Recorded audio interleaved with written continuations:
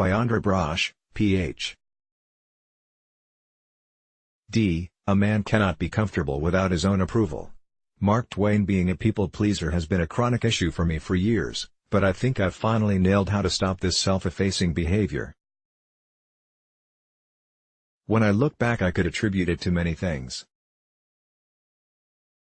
Maybe my tendency to please others stems from being the third child, and having a brother who was ready to pounce on me at any moment, or maybe it's connected to the approval and love I endlessly sought from my neglecting parents. My selflessness may also be rooted in my deep fear of rejection and strong desire to be accepted. This kind of skill, putting others' needs before your own, can develop in a variety of contexts and life circumstances, and without your awareness.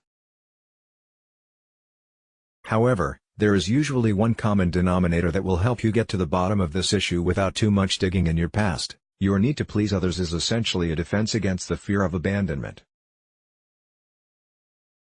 If you are just nice enough, accommodating enough, easy enough, quiet enough, supportive enough, agreeable enough, and available enough, then the people in your life won't leave. Your ability to please others guarantees you a spot.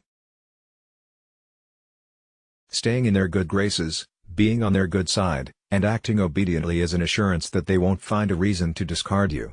I know this sounds sad and pathetic, but it's all in the name of love. You want and deserve to be loved, but not at the expense of yourself. This kind of love embodies an unconscious contract, and involves an exchange that never ends up being fair or even. Being a people pleaser puts you at risk for becoming resentful, losing your sense of self, and for not being able to share your thoughts and feelings openly. You also can become a doormat by letting people walk all over you, leading to a loss of self-respect and self-value. In your love relationships you will become exhausted and depleted, and you will wonder why it feels so empty. I know it's not pretty, I've been there.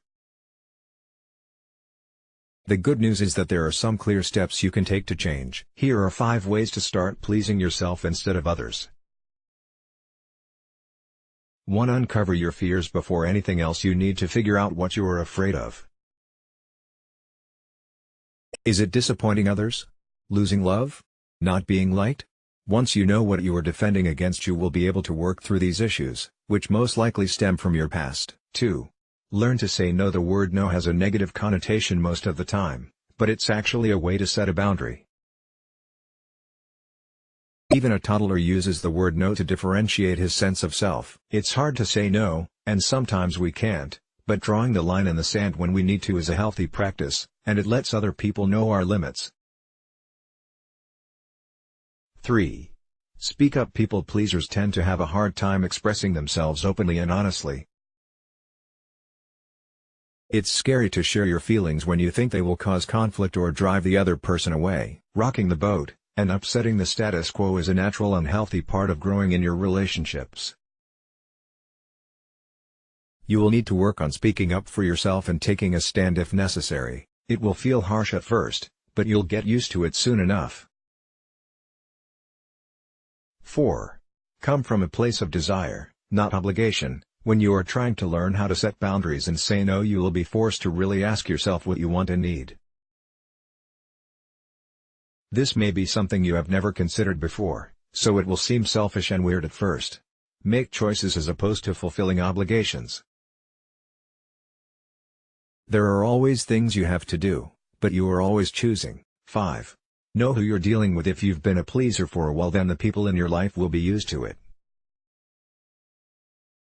Some will automatically respect your new way of relating, but others will resist it. If there are people who simply cannot accept your limits and boundaries, then you might want to rethink these relationships.